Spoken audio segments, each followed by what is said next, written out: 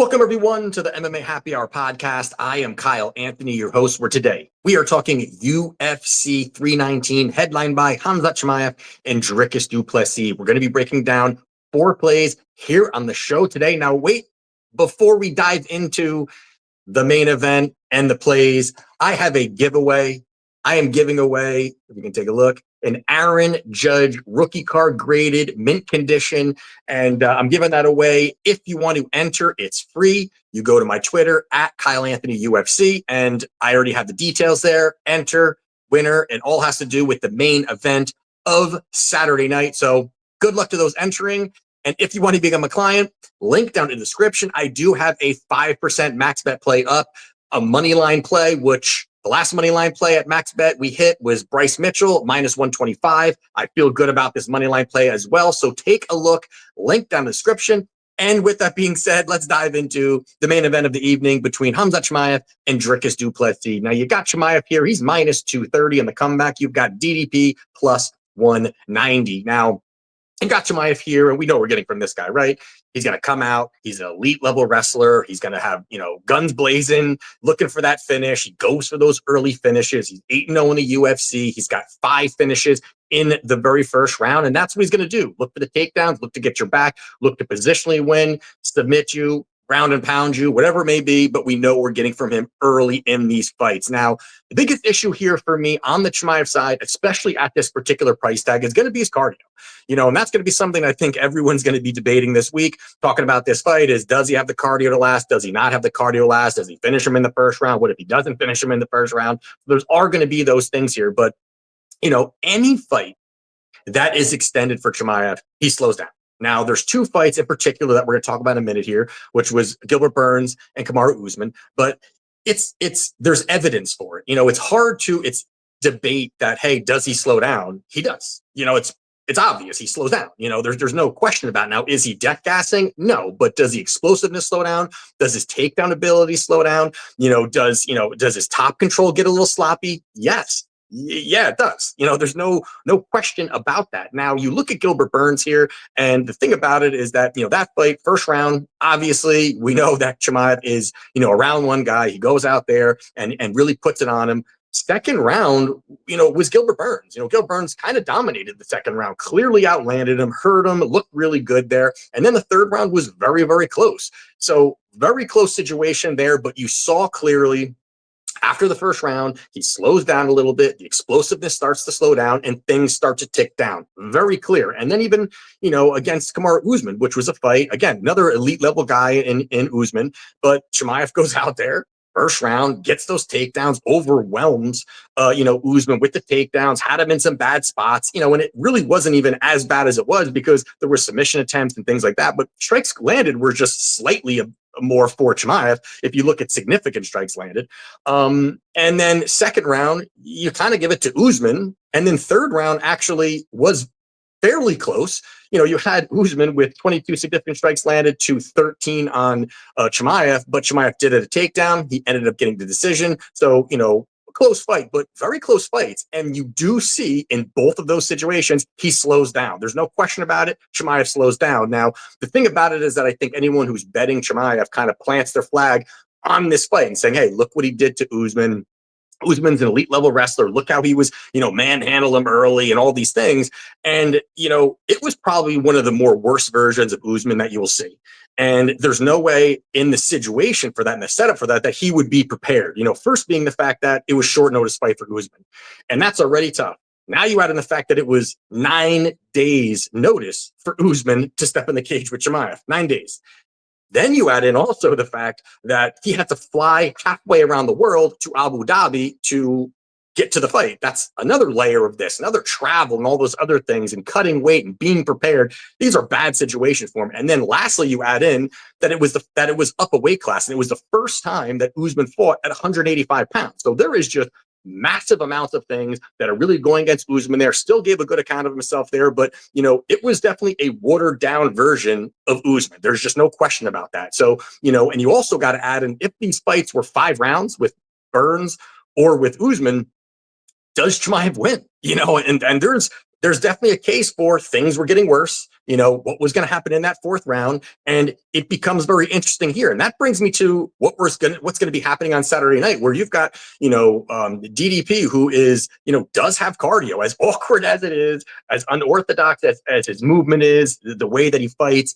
He's a world champion, and he has dominated in a lot of spots here. So, it is, sometimes can look kind of goofy or weird, but either way, this guy has good cardio. He can out cardio Chimaev, and we've seen what cardio does with guys like another champion in Merab, where Merab weaponizes it. He'll deal with the first round. Sometimes first rounds are close, or he'll drop the first round, and then he just starts to pick it up. He gets his reads. He kind of sinks his feet in a little bit, and he finds opportunities to really push that pace and weaponize his cardio. And we've seen DDP over his last 3 fights. 2 of them, he went a very hard 5 rounds, got the victory. And then also he went 4 hard rounds against Adesanya and sinking a submission in that 4th round. And I think he weathers this early storm in DDP. I think that Dricus is well-rounded. People forget how well-rounded he is. He's got 23 victories, 20 by stoppage, 11 by submission, 9 knockouts. I mean, this is a guy that is definitely well-rounded. And I think he can do enough to survive that first round. It's going to get dicey, but I think he survives it. I think he's got the massive cardio advantage. He's got a massive striking advantage. I don't think it's very close on the feet. I think Dricus really has that kickboxing to really outland Chimaev once this gets away from that first round and kind of maybe midway through that second round. But I think DDP builds momentum, finds a lot of success here. And then you also got to add in, I'm no doctor here, but there's definitely, Chimaev has had health issues, health concerns. There's been rumors about retirement in certain spots. So I think that this is, you're going to give me nearly 2-1 on the current champion, who I think has looked fantastic here. I think this line should be much closer. Give me DDP at plus 190.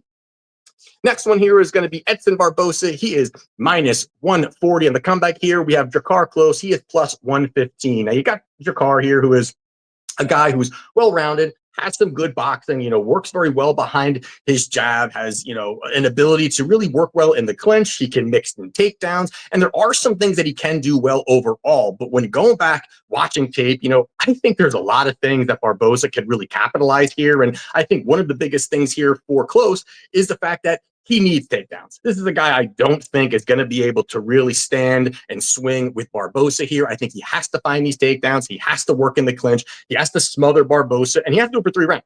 And I do think that that's where the problem starts to lie. But the wrestling, he does have that wrestling background, but I think it's a little overstated about, Klose's wrestling overall. Over his last 4 fights, he is 3 for 18 on takedown attempts. Over his 12-fight UFC career, he only has a 27% takedown success rate. Not very good overall. And you've got Barboza, who definitely has sneaky takedown defense. The guy, because basically everyone who faces him wants to take him down. So he has definitely consistently improved it, gotten it better and better over time. Yes, he's on the older side here, but so is Drakkar Klose. And I think if this fight plays out on the feet, I really think there's just a massive advantage here for Barboza. I like that his striking is far better. I think he's got those snapping kicks. He can chop at the leg, work the body, work the head, mix it up really very well. He's got a 5-inch reach advantage on top of it, and he's a more accurate striker. So I think all of those things make it very difficult for Klose to find a lot of success. And also, we've seen Klose doesn't absorb shots very well. I mean, this guy in wins, he's getting dropped, rocked. We definitely seen him, drop, rocked and losses as well. But to me, this is a spot where I think that Barboza is at 155, at 155 pounds. This is a great weight class for him. He's not draining himself to get down to 145 and hurt his cardio or hurt his durability. I think this is a great spot for him. I think that Barboza goes out there, finds the victory. So give me Edson Barboza at minus 140. Now, the next one here we're going to talk about is going to be Loopy Godinez. She is minus 162. In the comeback, we have Jessica Andrade. She is plus 126. Now, the narrative here is Jessica Andrade washed. That's the narrative here, right? We've seen her a little bit unmotivated. We've seen some very flat performances from her. She was taking a lot of short notice fights. It just didn't look that good for her. But and then I'm not going to get into the details here, but it definitely was a very public divorce that she had going on. There was money issues. Somebody took money from her. There was just, I don't know if it was bad investments, whatever it may be. There was a lot of issues for her, which kind of forced her to take these short notice fights. those were a couple years ago. I do think she is a little bit more focused now. I think that the focus is there for her, and she, has looked, pretty good over the last few fights where she ran through Mackenzie Dern, she beat Marina Rodriguez, and then she lost back to back, but she lost against two surging females in the division. Natalia Silva is an absolute killer, and she loses to her. She loses to Jasmine Jasudavicius. Jasudavicius is just massive for the division. She's big, a tough stylistic matchup, was able to get the takedowns, get that finish overall, and it's not the greatest look, but these are two very solid females, while Loopy, she lost to Mackenzie Dern. She ended up having a very close fight with Julia Pilastri, which I'm not very high on Julia, but it was a very, very close fight overall. She got 5 takedowns that helped her get that victory over Pilastri. But Andrade in this spot here, she's fighting at strawweight. And this is another situation where I like her in this division. This is a division where she can be the size bully. She can leverage her size a little bit. She's going to have the strength, the physicality advantages here. I think that that's going to help her very much. She's going to march forward. She has that blitzing type of style here where I think it's going to overwhelm,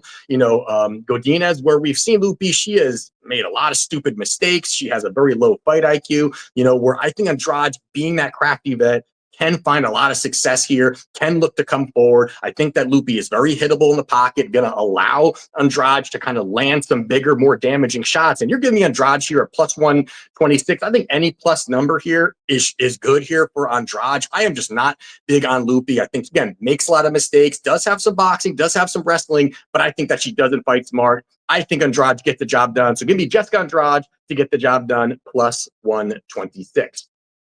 And the last one here we're going to talk about is getting Michal Oleksiejczuk. He is minus 126 on the comeback here. We've got Gerald Meerschaert. He is plus 120. No, I'm sorry, plus 180 and minus 225 here. Now, this is going to be a grappler versus striker type of matchup here. And you've got Gerald. We know what he is. This is a guy that is elite level grappler. He's got elite level submission game. I mean, this fight hits the ground. There's no doubt that Gerald is going to really have Mikey O in a very bad situation. He's got 32 victories, 29 by submission. So again, all leading to he needs to get this fight to the ground. And that is my biggest issue here with GM3, that this guy, he's elite when it comes to the ground game, but he just has no wrestling. I mean, if this guy ever just somehow figured out that wrestling part, he would have really been, I think, a lot, instead of just being a journeyman type of fighter, he really would have, I think, been a lot better. But now he's 37 years old. I don't think any of these things are going to start to get better all of a sudden. Mikey O is 30. He's training at Fighting Nerds. Not that that's going to make him all of a sudden this elite level grappler, but I do think having a game plan, having a home, making himself a lot better. I think there was a point where Michal was training in his garage. Now at least it's a lot better of a situation for him here. But you also have that I think Gerald is very slow. His combinations have looked worse. I think cutting distance is going to be very hard for slow plodding footwork here, where I don't think he's going to be able to cut that distance and get his hands on him. Plus, he doesn't have the good wrestling. So I think this will play out on the feet. And if this plays out on the feet, I really think that Michal has the far better striking. He's got much better boxing, very slick boxing. He works combinations very well, works the body, works the head, mixes up the targets. I think that's going to be really where his bread is buttered here on this particular fight, and that heavy forward pressure. He's going to come forward. He's not going to just, come forward and throw 1-2. He's going to throw big barrages, big time power, stay in your face. And I think that's where he can find a lot of success here, being the harder hitter between the two. And I think that also, he finds the kill shot. That's where Mikey O, that's how he finds victories. That's where I think he does here. Out of his 20 professional victories, 15 by knockout. In the UFC, 8 professional wins, 7 by first round knockout here. So I think Gerald is too hittable here. I think that he's going to go out there. He's going to find the kill shot, knock out Gerald here. You could go, I get it, if you want to go that first round because he's done it so many times. But for me, I'm fine with the plus money here. And Mikey O at by knockout at plus 115. I like that number. Get me off the big minus price tag there. So give me Mikey O by knockout over Gerald Meerschaert at plus 115.